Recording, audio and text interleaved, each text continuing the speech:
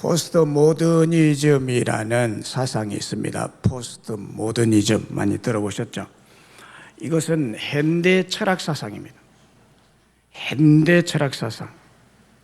이 철학 사상은 프랑스에서 처음 생겨난 철학입니다. 이것은 구조주의 학파에서 시작된 건데 해체 철학이에요. 해체 철학. 포스트 모더니즘, 모든 것을 해체해버린다는 거예요.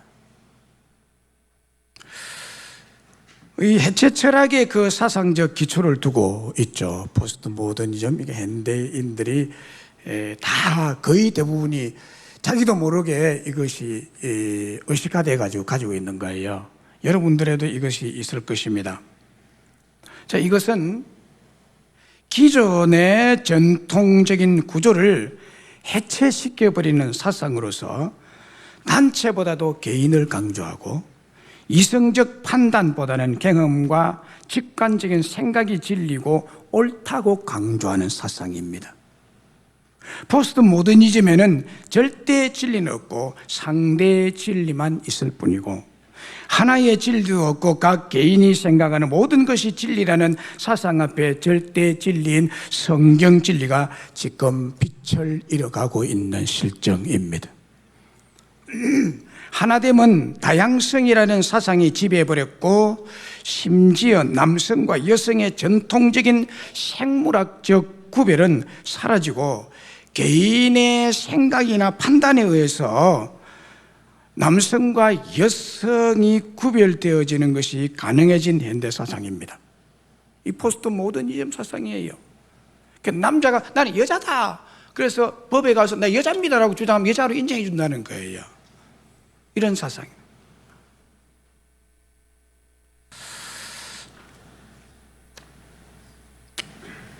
정말 위험한 거죠. 그래서 개인의 생각이나 판단에 의해서 그것이 진리가 되어버리는, 그 참이 되어버리는 이런 사상이 오늘 우리를 전부 지배하고 있습니다.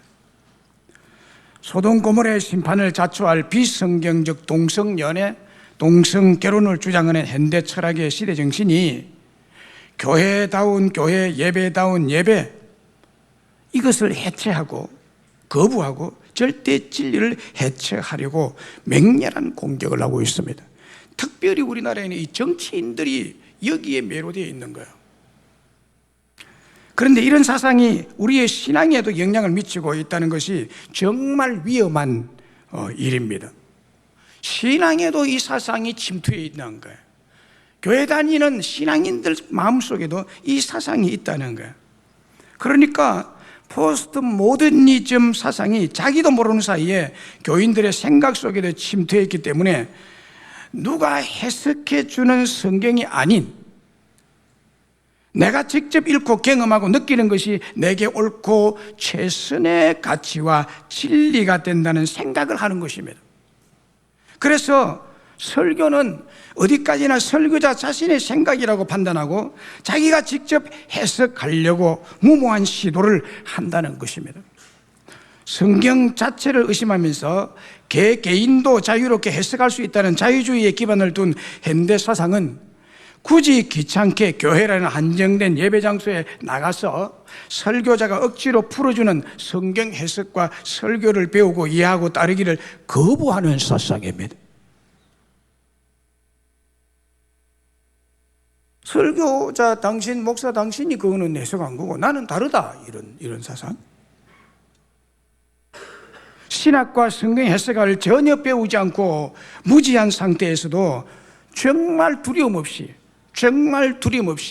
신에게 도전하는, 두려움 없이 스스로 성경 본문을 펼쳐놓고 큐티하는 행식으로 독단적 해석자가 되어서 자기 나름의 독창적으로 성경을 해석하자는 움직임이 바로 포스트 모더니즘 사상입니다. 무서운 거예요.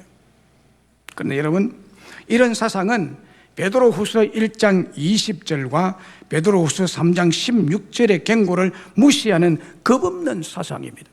여기에 보세요. 먼저 알 것은 성경의 모든 예언은 사사로이 풀 것이 아니니라고 했습니다. 절대 절대로 신학을 알지 못하는 사람이 마음대로 자기 느낌대로 성경을 풀어서 해석하면 안 된다는 거예요. 이것을 금지하고 있습니다. 성경 읽지 말라는 것이 아니라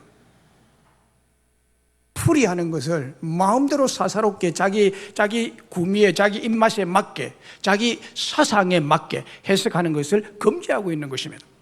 두려운 일이에요.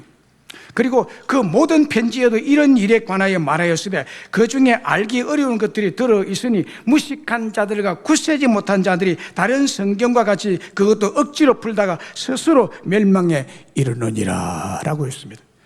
이게 포스트 모더니즘은 이 경고를 무시한 것입니다. 이 성경 구절을 알는지 모르는지 모르지만, 그리고 여러분 더 무서운 말씀, 경고의 말씀이 있습니다. 요한계시록 22장 18절 19절에 내가 이 두루마리의 예언의 말씀을 듣는 모든 사람에게 증언하노니 만일 누구든지 이것들 외에 더하면 하나님이 이 두루마리에 기록된 재앙들을 그에게 더할 것이요, 자기 마음대로 덧붙여서 없는 것을 덧붙여서 이제 성경 진리와 함께 같이 뭉뚱그려서 이상한 것을 만들어내는. 그리고 만일 누구든지 이 두루마리의 예언의 말씀에서 제하여 버리면 하나님이 이 두루마리에 기록된 생명나무와 및 거룩한 성에 참여함을 제하여 버리시리라 경고하고 있습니다. 여러분, 현대 철학 사상은요, 여러분들 철학자가 아니라도 이것이 사람들이 입에서 입으로, 사상에서 사상으로, 생각에서 생각으로, 말에서 말로 여러분들 생각 속에 파고들어 있다는 사실입니다. 특별히 하나님 말씀, 이 하나님 말씀, 성경 말씀을 자기 마음대로 없는 것을 더해버리면요, 하나님이 무슨 심판을 내려가면 성경에 내린 재앙을 그 사람에게 같이 내릴 거라고 말합니다. 성경에 내린 재앙이 무엇들이 있습니까? 문둥병 된 사람, 지진이 일어나서 자기가 선 땅에 갈라져서 거기에 함몰돼서 바로 적사하는 사람, 불이 내려서 불에 타 죽는 사람, 홍수가 나서 홍수 밀에 썰려 내려가서 죽는 사람, 이런 재앙들이 한두 가지입니까? 이것을 그 사람에게 다 주겠다는, 엉뚱한 것을 더하면, 그리고 이 말씀에서 빼버리면 하나님의 성에 참여하는 것을 없애버리겠다. 천국 못 간다는 거야. 성경을 인본주의와 세속적인 생각으로 제 마음대로 뺄 것 빼버리고 더할 것 더해서 해석하고 억지로 풀었다가는 스스로 멸망에 이르고 지옥 심판에 이르게 된다는 경고를 잊지 마셔야 합니다. 그리고 특별히 유념하여 보아야 할 현상은 포스트 모더니즘의 탈성전화입니다. 탈성전화입니다. 제가 지금 이것을 말하고 싶은 거예요. 하나님께서 임재하시는 성전이 예배당, 교회당을 무시하는 사상입니다. 하나의 장소적인 성전이라는 인식과 믿음이 점점 사라져가고 모든 사람이 성전이라는 사상으로 변이가 되어서 하나된 교회의 성전 예배 신앙은 예배 생활과 신앙 생활의 잘못된 변화를 초래하고 있습니다. 탈성전화를 더욱 가속시킨 가장 중심되는 성경 구절이 있는데 그것은 고린도전서 3장 16절에 있습니다. 그게 뭐라고 말하면 너희가 하나님의 성전인 것과 하나님의 성령이 너희 안에 계시는 것을 알지 못하느냐. 우리가 성전이다. 예배당 성전 아니다. 그거 갈 필요 없다. 이렇게 나옵니다. 고린도전서 3장 16절을 봐라. 우리가 성전이다. 이게 탈성전의 중심되는 성경 구절입니다. 그리고 사도행전 17장 24절에 우주와 그 가운데 있는 만물을 지으신 하나님께서는 천지의 주제이신 손으로 지은 전에 계시지 아니하시고라는 말이 있습니다. 그러니까 하나님이 전에 없다. 이 말씀에 근거해서. 그러나 여러분, 이 구절들을 말하게 된 그 현장의 사정을 잘 아셔야 이 말씀이 의미하는 진정한 의미가 뭔지 알 수 있는 거예요. 자, 먼저 그 고린도서 3장 16절의 말씀은 뭐 때문에 바울이 이 말을 했는가 하면요, 뭐 때문에 하나님이 성령의 감동을 통해서 바울의 입을 통해서 이 말을 고린도 교회에다 했느냐. 이 고린도전서니까 고린도 교회 한 말이에요. 이제 고린도라는 도시가 얼마나 타락했던지, 구약의 소돔 고모라의 버금가는 도시였습니다. 얼마나 타락했던지요. 그러니까 고린도 교회에 들어와서 신앙생활 하는 사람들도 자기의 몸을 함부로 아무렇게나 쓰고 있단 말이에요. 하나님을 믿고 예수를 모시고 성령을 모신 사람들이 그 몸을 함부로 더럽게 사용하고 있으니까 한 말이 이거예요. 너희들의 몸을 더럽게 쓰지 마라. 너희들의 몸이 성전인과 같다, 이 말이에요.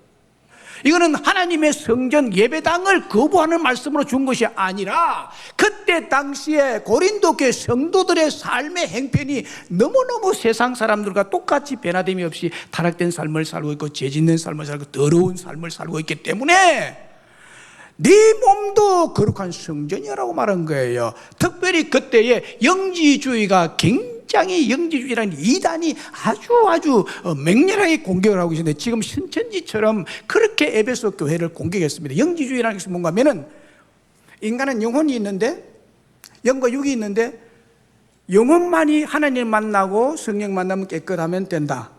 육체는 이왕에 죽을 몸이다. 이 육체는 아무것도 아니야. 껍데기에 불과해. 이 육체는 아무렇게나 써도 된다. 그래서 육체를 아무데나 써. 영만 하나님 믿는다고 생각하면 된다고 한 이 영지주의 이단이 고린도 교회에 파고든 거예요. 그래서 이것을 염두에 두고 한 말이 바로 이 말인데, 성전 예배를 거부하라고 준 말이 아니에요. 이 배경을 잘 아셔야 돼요. 네 몸이 성전이야. 몸을 함부로 쓰면 안 돼. 몸을 함부로 놀리면 안 돼, 이 말이에요. 술집에 굴리면 안 된다, 이 말입니다. 마약에 몸을 내줘서는 안 된다, 이 말이에요.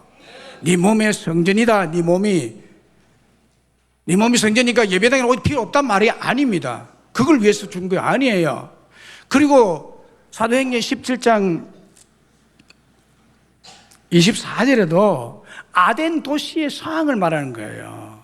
아덴 사람들이 우상을 섬기는데 알지 못하는 신에게라는 제단을 바울이 보고 그들에게 복음을 전하기 위해서 한 말이에요.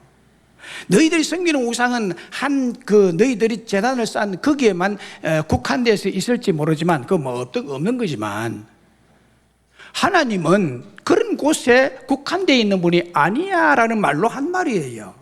그래서 하나님은 사람의 손으로 지은 어떤 우상전에 거하는 것이 아니다라고 말한 것이지, 성전 예배를 거부하라고 주신 말씀이 아니다, 이 말입니다.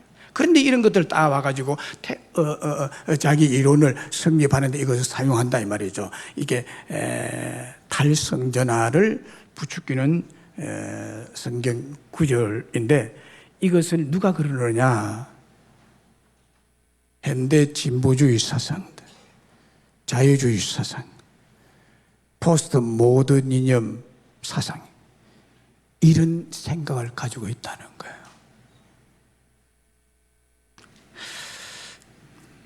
여러분, 우리는 성령의 능력으로 주 예수를 믿는 사람들이죠. 믿습니까? 그래서 우리는 한 사람 한 사람 구별된 깨끗하고 거룩한 성전입니다, 우리 몸이. 그래서 죄로 더럽혀짐으로 더럽히지 말고 경건하게, 육체도 강건하게 보존해야 한다는 의미의 말씀이죠. 그래서 여러분, 진정한 신관, 참된 종교관, 참된 예배관은 성전 예배에 있습니다. 성전 예배에 있습니다. 이 예배당에 나와야 되는 거예요. 현장 예배입니다. 그런데 포스트 모더니즘의 사상에 물든 사람, 불신자는 말할 것도 없고요. 굳이 귀찮게 코로나19 때 위험도 있고 그래서 안전하게 집에서 드리자, 이런 것들이 이 사상과 바로 직결되어 있습니다. 그래서 여러분, 우리는 탈성전의 사상에 물들면 안 돼요. 절대로 안 됩니다. 그래서 여러분, 우리가 교인의 몸이 무조건 성전이 되는 것이 아닙니다. 그것도 또 잘 아셔야 돼요. 여러분의 몸이 무조건 성전이 되는 거 아니에요. 우리가 하나님의 성전이 되는 유일한 조건 하나 있습니다. 그 뭔가 하면 하나님의 성령이 여러분 안에 거하실 때입니다. 성령이 거할 때입니다. 성령도 거하지 않는데 교회당 알고 자기는 좀 기도를 하고 예배 드린답시고 교회도 안 오고 집에서 앉아가지고 예배 드리는 건 예배도 아니에요. 자기가 성령도 아니기 때문에. 성령을 받은 사실이 없으므로 자신의 몸 안에 성령님이 거하지 않거나 성령님이 떠난 몸은 더 이상 성령의 전이라고 할 수 없습니다. 무조건 몸이 성전이니 나는 어느 곳에든지 편리하게 안전하게 예배할 수 있다고 생각하거나 말하면 너무너무 잘못된 사상입니다. 성령의 은혜로 주 예수님을 믿는 자는 그 몸이 성전이 되고 동시에 교회당 곧 예배당 건물에도 성령님을 모신 성도들이 모이면 그곳에 거룩한 성령님이 먼저 임재해 계시는 성전이 되기 때문에 그곳에서 예배를 드리게 됩니다. 그러므로 성령님을 모신 진정한 참 성도가 현장 예배 처소인 예배당에서 드리는 예배가 진정으로 하나님께서 받으시는 참 예배가 되는 것입니다. 역대하 6장 2절에 보면 내가 주를 위하여 거하실 성전을 건축하였사오니, 여기는 또 이런 말이 나오잖아요. 내가 주를 위하여 거하실 성전, 주님이 거하실 성전을 건축하였사오니 주께서 영원히 계실 처소로소이다. 역대하 6장 20절에는 주께서 전에 말씀하시기를 내 이름을 거기에 두리라 하신 곳, 내 이름을 거기에 두리라 하신 곳, 이 성전을 향하여 주의 눈이 주야로 보시오며 주 종이 이곳을 향하여 비는 기도를 들으시옵소서라고 했습니다. 솔로몬의 기도죠. 우리 눈에 보이는 성전인 이 예배당에는 우리 눈에 보이지 않으시는 성령 하나님께서 임재하여 계신 곳이기 때문에 예배드리는 참 성전은 예배당입니다. 예배당이 예배를 드리는 참 성전이에요. 믿습니까? 이제 우리는 예배를 드릴 수 있는 성전의 개념을 정확히 아시고 하나님께서 받으신 예배를 드리는 자들이 되시기를 간절히 바랍니다. 성전이냐 아니냐의 조건은 몸이냐 건물이냐가 아니라 몸이든 건물이든 그 개인 안에 성령 하나님의 임재하심과 역사하심이 있느냐의 여부에 따라서 규정되는 것입니다. 그래서 하나님께서 받으시는 진정한 예배는 성령이 임재하고 있는 거듭난 성도 그가 성령 하나님께서 임재해 계신 예배 처소인 교회 성전에 출석해서 현장에서 드리는 예배가 진정한 성경적 참 예배입니다. 그러므로 성령 하나님을 모신 성도들이 성령 하나님께서 임재해 계신 성전에 모여 있는데 집에 혼자서 비대면 예배도 예배라는 믿음으로 드리는 예배는 인본주의 세속주의 예배관으로서 정말 위험천만한 사상이요 잘못된 신앙입니다. 서울에서 목회하시는 최백락 목사님이라는 분이 계신데 그분이 예배당을 이렇게 말하고 있습니다. 저는 이게 참 맞다고 생각해서 여러분들에게 말씀을 드립니다. 예배당이 뭐냐? 이 예배당이에요, 예배당. 저는 이 건물 안에 성령께서 항상 임하신다는 것을 믿기 때문에 이 건물을 성령을 모신 전, 즉 성전이라고 부르기를 원합니다. 오늘부터 여러분의 목표는 이 건물을 성전되게 하여 성령님의 역사가 이곳에서 한순간도 떠나지 않게 하는 것이 여러분 성도들의 책임 있는 목표입니다. 그것이 성도의 책임이기도 합니다. 만약 우리가 기도하지 않고 성령님을 높이지 않고 성령님이 기뻐하시는 일을 하지 않으므로 성령의 역사가 떠나버린다면 그날부터 이곳을 성전이 아니라 건물이라고 불러야 합니다.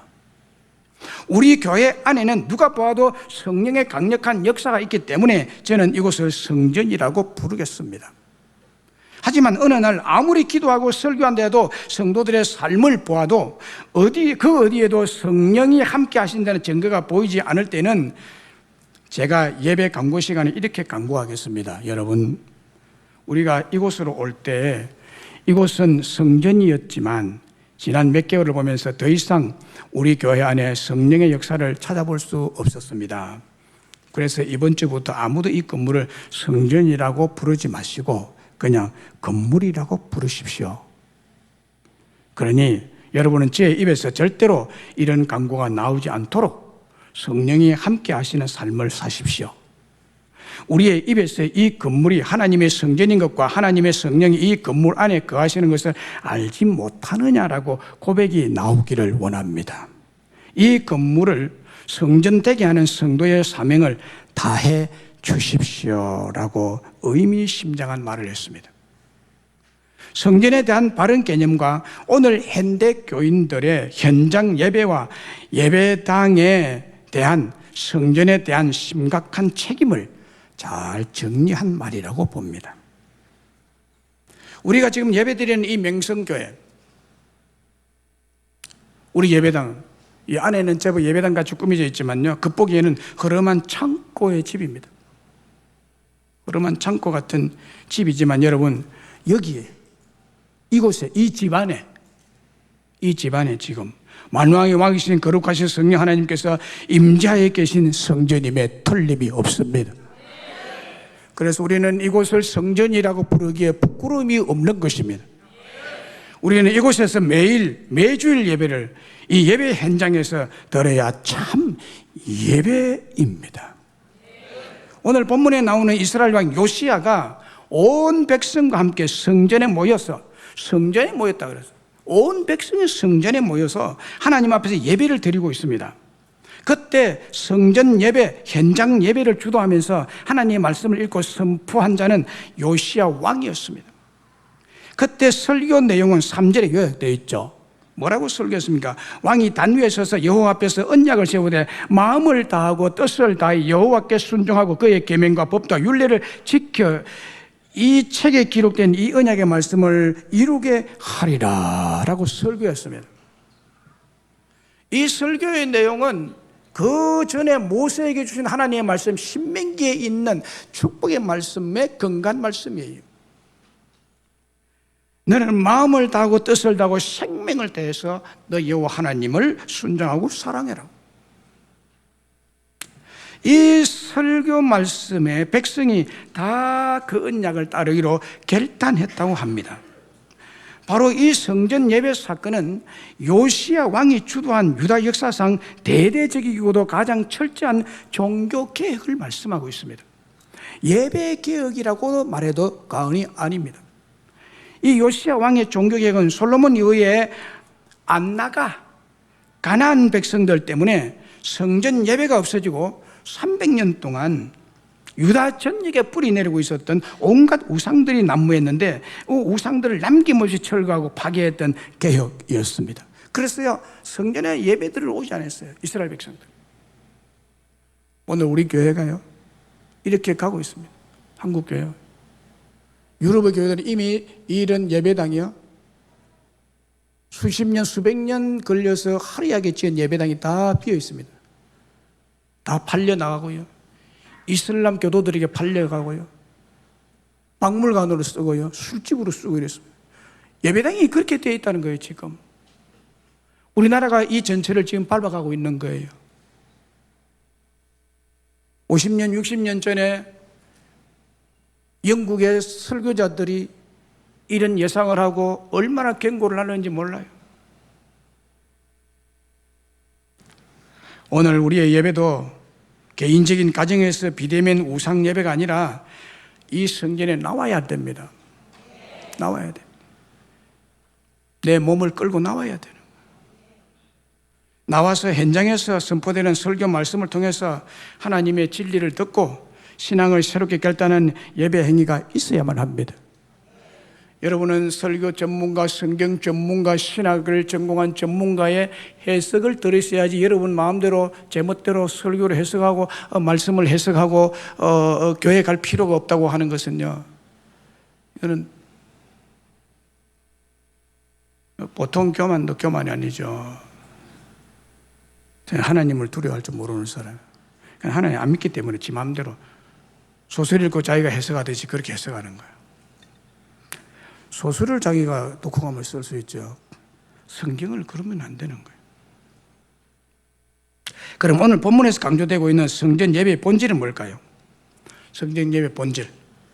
이것은요, 만왕의 왕이신 요시야 왕은 인간의 왕이지만 만왕의 왕이신 하나님을 여기에서 우리는 읽을 수 있어야 됩니다. 이 본문에서. 만왕의 왕이신 하나님이 자기 백성들을 향한 뜨거운 사랑을 베푸시는 장소가 어디냐? 그것이 성전 현장 예배에 있다. 이 말을 하고 있습니다. 여러분 생각해 보세요. 얼마나 이게 큰 은혜인지 몰라요. 여러분도 이것을 느끼잖아요. 얼마나 큰 은혜를 여러분 받은지 아세요? 이 예배당 지을 때 여러분 어디 계셨어요? 근데 지금 여기 앉아 있는 것은 의자를 위해서 헌금이나 한 푼 했나요? 예배당 지붕 까는데 덮는데 헌금이나 한 푼 하셨나요? 땅 한 평 사는데 헌금 한 푼을 했었나요? 아무것도 한 것도 없어. 여기 공짜로 앉아 있잖아. 헌금 안 했다 하는 말이 아니고요. 큰 하나님의 사랑의 은혜가 여러분에게 있다 이 말이에요. 얼마나 놀라운 은혜. 이걸 아십니까? 이 하나님의 크신 사랑의 은혜를 아십니까? 왜 이렇게 하십니까? 여러분의 힘으로는 구원을 얻을 수 없기 때문에, 여러분의 노력으로는 하나님의 나라에 갈 수 없기 때문에, 하나님이 미리미리 여러분들을 아시고 할 수 없다는 것을 아시고 이곳에 예배의 자리를 베푸신 곳이 성전, 예배당, 교회당입니다. 놀라운 은혜. 모르고 교회를 향해 손가락질하지. 오늘 본문에 이 요시야는 성전 예배가 철폐된 300년 동안의 이스라엘 역사, 하나님이 얼마나 쳤는지 몰라요. 얼마나 고생하고 남북이 갈리고요. 벌써 북왕국 이스라엘은 망했잖아요. 바벨론 포로에 잡혀갔잖아요. 성전 예배를 무시하는 곳은 이 전부 포로 잡혀가고요. 지진과 기근이 일어나고요. 이것을 한 요시야 왕은 정말 믿음 있는 사람이에요. 그렇게 믿음이 좋은 왕이 있을 수가 없죠. 이 사람의 믿음을 보세요. 열왕기하 22장 2절에 보면 이 왕의 믿음을 볼 수가 있어요. 이거 보면요, 요시야가 여호와 보시기에 정직히 행하여 그의 조상 다윗의 모든 길로 행하고 좌우로 치우치지 아니하였더라. 이 믿음 보세요. 그래서 성전 예배를 회복하는 것입니다. 예배 개혁입니다. 종교 개혁입니다. 이 왕이요, 율법의 말씀대로 다 행하고 계명을 다 지켰다는 거예요. 자, 이게 뭐냐?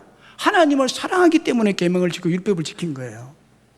그것으로 구원을 얻을 수 없지만 하나님이 명하시는 계명을 그는 신실하게 지킨 거예요. 지킨 거예요. 그래서 우상은 다 없애버립니다. 우상을 다 파괴하고요. 그동안 유월절을 지켜왔는데 유월절도 지키지 않았어요. 그래서 이 요시야 왕은 6월절까지 절기를 다시 회복해서 지키게 합니다, 여러분. 얼마나 놀라운 일인지 몰라요. 그리고 열왕기하 23장 25절에 이런 말씀이 있죠. 요시야와 같이 마음을 다하며 뜻을 다하며 힘을 다하여 모세의 율법을 따라 여호와께로 돌이킨 왕은 요시야 전에도 없었고 후에도 그와 같은 자가 없었더라. 율법을 온전히 준행한 근본적인 믿음을 예수님은 이렇게 설명하고 있습니다. 예수님이 이렇게 해석합니다. 요한복음 14장 21절 보면은 나의 계명을 지키는 자라야 나를 사랑하는 자니. 계명 지키고 율법 지키는 자가 나를 사랑하는 자래요. 하나님을 사랑하고 예수님을 사랑하는 자는 그의 계명과 그의 율법을 지킵니다. 지킨다고 말하고 있습니다. 율법이 무슨 필요가 있느냐, 계명이 무슨 필요가 있느냐, 나는 자유한다, 뭐 예수님의 피 아래 자유한다 이래가지고 지키지 않는 것은요, 그건 말짱 거짓말을 하는 거야. 사랑이 없으니까 그런다는 거야. 진짜 예수님을 사랑하는 자는 내 계명을 지키는 자다. 그러니 나를 사랑하는 자는 내 아버지께서 사랑을 받을 것이요 나도 그를 사랑하여 그에게 나를 나타내리라. 내가 살아있다는 것을 증거하리라. 네가 병들었느냐? 내가 병을 고쳐줌으로써 내가 살아있다는 것을 증거하리라. 네가 뭔가 어려운 일이 있느냐? 내가 너를 사랑하는 것을 너에게 나타내리라. 이 말씀이죠. 사도 요한도 요한 1서 2장 5절에 이렇게 말합니다. 누구든지 그의 말씀을 지키는 자는 하나님의 사랑이 참으로 그 속에서 온전하게 되었나니 이로써 우리가 그의 안에 있는 줄을 아노라라고 했습니다. 요시야 왕은요, 하나님께 겸비함과 회개함으로 자신이 구원을 얻은 줄을 확신하기 때문에 온 유다 백성들도 자기와 같이 구원을 얻을 수 있는 가능성이 있다고 믿었던 사랑의 사람이었습니다. 자, 그 백성을 향해서 얼마나 사랑이 많았던 왕이었는지요. 이런 왕이 참 오늘날 필요하죠. 이 나라에 요시야 왕 같은 임금이 필요한 나라 아닙니까? 그래서 모든 장로들과 유다 모든 사람과 예루살렘 거민과 제사장들 선지자들과 모든 백성 남녀노소를 분란하고 성전으로 오너라. 성전에서 우리가 하나님 앞에 예배를 드리자. 우상 숭배 말고. 이 요시야 왕이 성전 현장에서 예배드리는 모든 백성에게 하나님 율법의 말씀을 듣게 했는데요, 그 듣게 한 목적이 있습니다. 그 목적을 네 가지로 요약할 수 있습니다. 첫째는요, 모든 사람이 하나님 말씀을 들을 때 자신과 같이 회개하며 이룰 수 있다고 믿었기 때문에 율법을 들려준 거예요. 성전에서. 그리고 유다 백성들로 하여금 멸망의 원인이 되는 죄가 어떠함을 깨닫게 하기 위해서 율법을 들려준 거예요.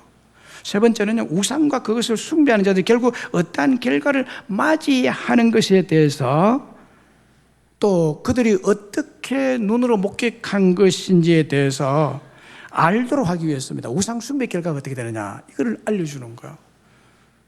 그리고 마지막 네 번째로 전적으로 하나님의 은혜로만 구원이 가능함을 보여주기 위한 것입니다. 성전 예배의 요시야의 목적이었습니다. 정말 요시야는 언약책에 기록된 대로 모든 율법을 그대로 시행하고 규정들과 규례들을 그대로 준수했습니다. 그런데 안타깝게는 그의 나라를 온전히 지킬 수가 없었죠. 그의 사랑의 왕이었습니다. 하나님의 규례와 율법을 준수한 신실한 믿음의 왕, 사랑의 왕.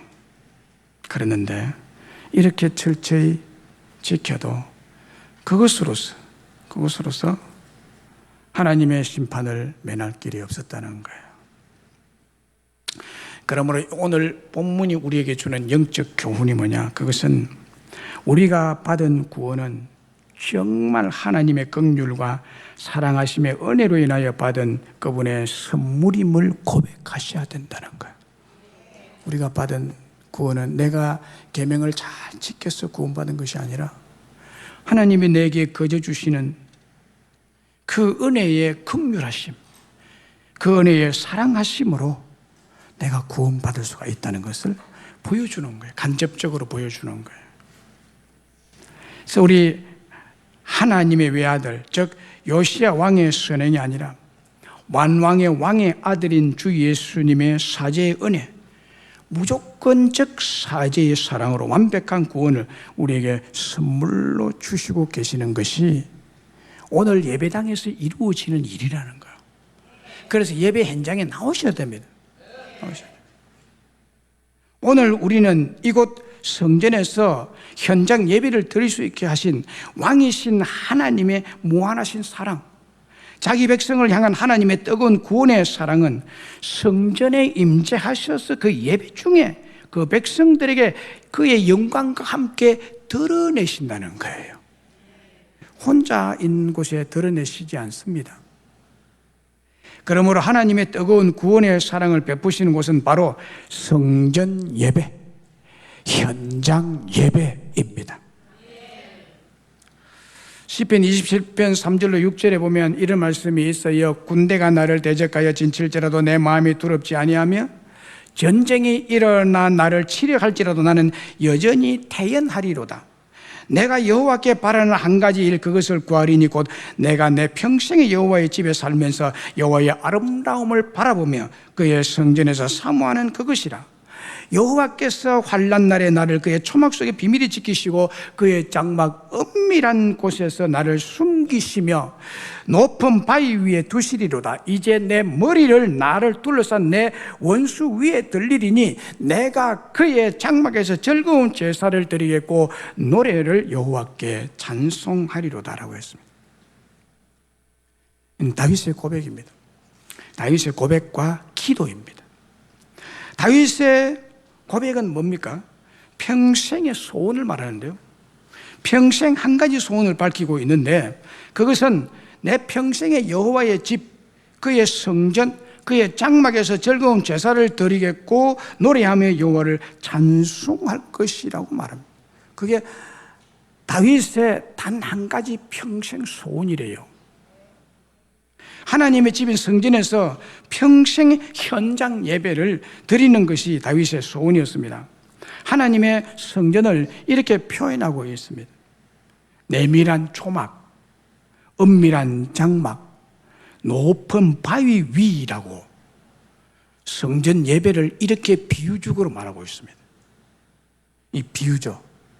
성전 예배가 어떤 역할을 하는 것에 대한 비유를 비밀한 초막이라고 그러고요, 은밀한 장막이라고 그러고요, 높은 바위 위, 그 어떤 대적도 그 위에 올라올 수 없는 큰 성과 같은 바위 위에 우리를 있게 하는 그런 곳이 어디냐? 성전 현장 예배 처소다라는 것입니다. 자기를 죽이려고 달려드는 군대, 무서운 전쟁의 때, 또 원수들이 달려들지라도 손을 못 대도록 숨겨주시는 문제 해결이 되는 곳이 바로 예배 현장이라는 것입니다. 다윗의 예배 현장에 대한 고백입니다. 그래서 그는 아무리 위험한 전쟁이 일어나도, 무서운 전염병이 돌아도, 어떤 환난의 나라도, 어떤 원수가 자기를 죽이려고 달려들어도 여전히 태연하게, 담대하게, 평안한 마음으로 하나님만 그 예배 처소에서 바라보며 그의 장막, 그의 성전에서 즐거운 제사를 드리겠고 노래하며 찬송하며 여호와께 예배를 드릴 것이라고 예배 신앙을 고백하고 있습니다. 그는 그의 소원이요, 지금 이게 시편 27편은요 언제 지은 거냐면 원수 사울에게 쫓길 때 한 말이에요. 원수 사울에게. 그러면 그 위급한 상황에서 다윗의 한 가지 소원이란 뭐겠어요?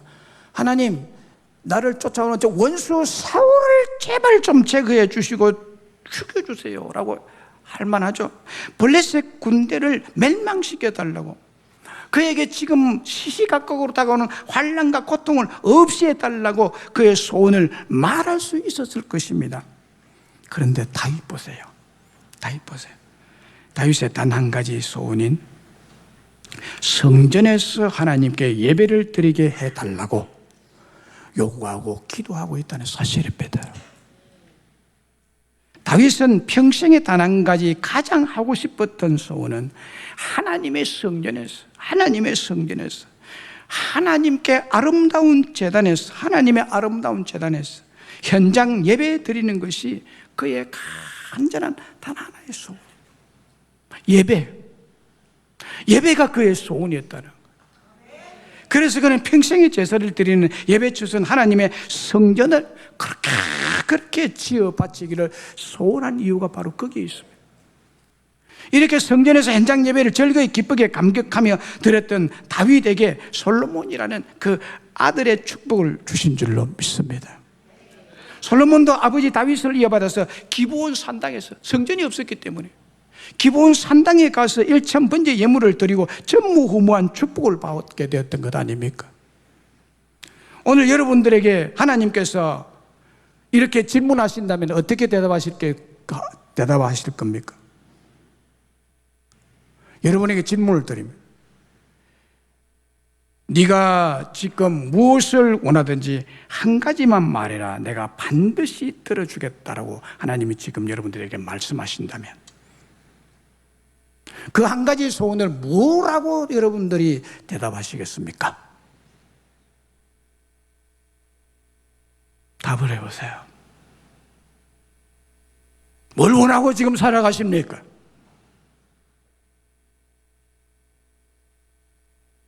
이 성전에서 하나님께 최고의 예배를 드리고 싶습니다라고 단 한 가지 소원을 말할 분 계십니까?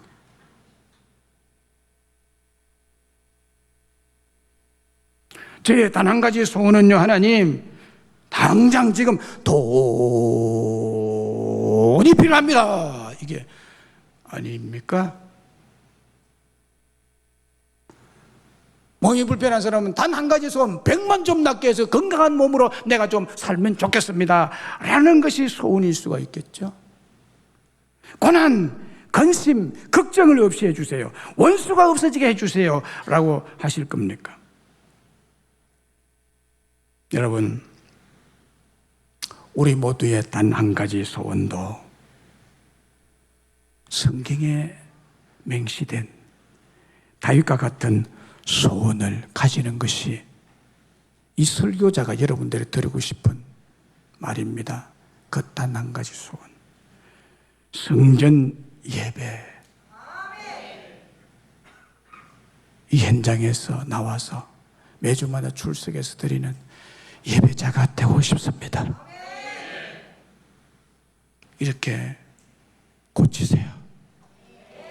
단 한 가지 소원을 고치시라고. 설도 다가오는데 복 받아라. 그 복이 뭘까요? 성전 예배자가 되라, 이겁니다.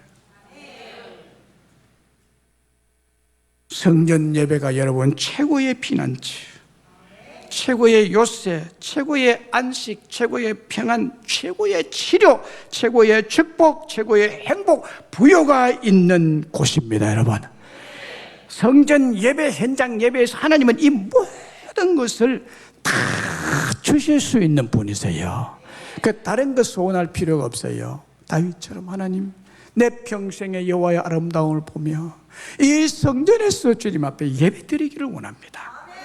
이게 우리의 최고의 소원, 한 가지 소원이 되어야 될 줄로 믿습니다. 그러면 하나님께서 이곳에서, 그렇게 소원하는 이곳에서 여러분들에게 영생하도록 솟아나는 샘물의 축복을 주실 줄로 믿습니다. 끝으로 여러분에게 묻겠습니다. 여러분에게 이 명성교회당, 이 예배당, 이 성전은 어떤 곳입니까? 부모님이나 부부의 눈치 때문에 가정의 평화를 위해서 내키지 않는 마음으로 할 수 없이 끌려나온 노예 시장입니까? 아니면 이 목사에게 눈도장 찍고 가야 하는 영적 고문의 현장입니까? 여러분들에게 이 예배당은 뭡니까?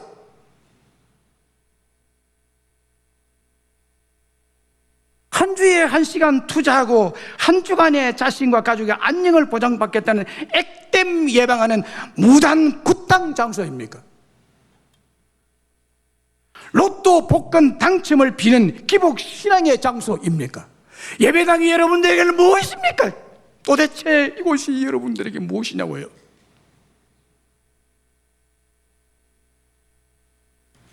오늘 한국교회 예배를 보면 정말 가슴 아픈 현실입니다.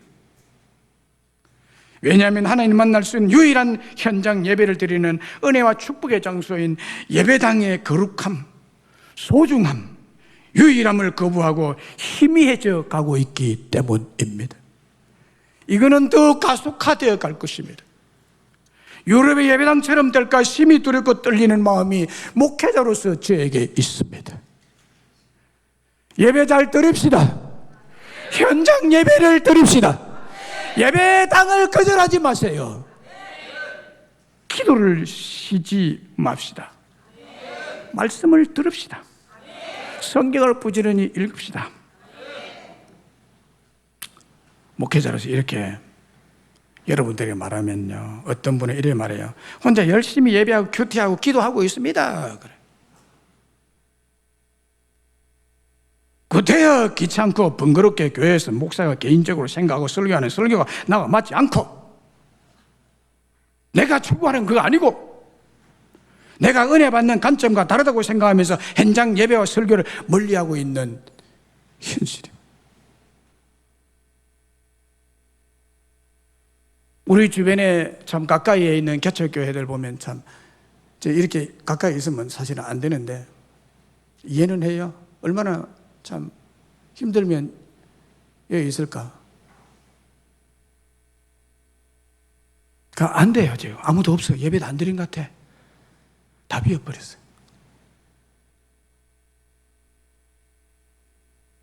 저는 저 사람들이 목회 못할 줄 모르기 때문에 저렇다고 생각 안 합니다.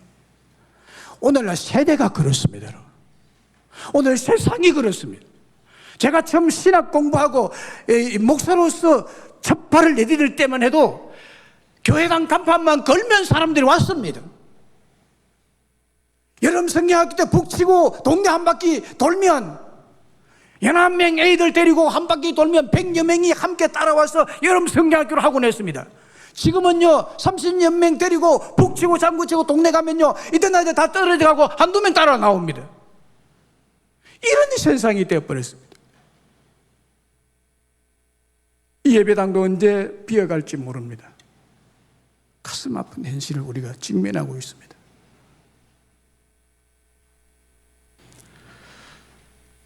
탈성전하는 바로 탈신앙으로 이어지고 이 예배당은 순식간에 비어갈 것입니다. 말씀했습니다. 오늘 본문에서 강조되고 있는 것은 성전 예배를 말합니다. 성전 예배의 본질은 자기 백성들을 향한 하나님의 뜨거운 사랑을 베푸는 예배가 바로 그 성전 예배 현장에서 이루어지는 것이라고 말씀드렸습니다. 한마디로 결론적으로 말씀을 드리면 성전 예배를 거부하는 현대 철학적 사상인 포스트 모더니즘이 어떻게 그리스도인들의 생각 속에 침투해 있는지를 말씀을 드렸고, 여기에 맞서서 우리는 하나님께 기뻐 받으시는 예배가 무엇인지를 말씀드렸습니다. 하나님 기뻐 받으시는 진정한 예배는 성령이 임재하고 있는 거듭난 성도가 성령 하나님께서 임재해 계신 예배 처소인 교회 성전에 출석해서 그 현장에서 드리는 예배가 진정한 성경적 참 예배라고 말씀드렸습니다. 그리고 이 경고를 잊지 맙시다. 베드로후서 1장 20절과 베드로후서 3장 16절의 말씀을 경고입니다. 잊지 마시기 바랍니다. 그리고 요한계시록 20장 18절 19절에 내가 이 두루마리의 예언의 말씀을 듣는 모든 사람들에게 증언하노니 만일 누구든지 이것들 외에 더하면 하나님이 이 두루마리에 기록된 재앙들을 그에게 더할 것이요, 만일 누구든지 이 두루마리의 예언의 말씀에서 제하여 버리면 하나님이 이 두루마리에 기록된 생명나무와 및 거룩한 성에 참여함을 제하여 버리시리라. 경고입니다. 현대 철학 사상인 포스트 모더니즘은 이 경고를 무시하는 겁없는 사상입니다.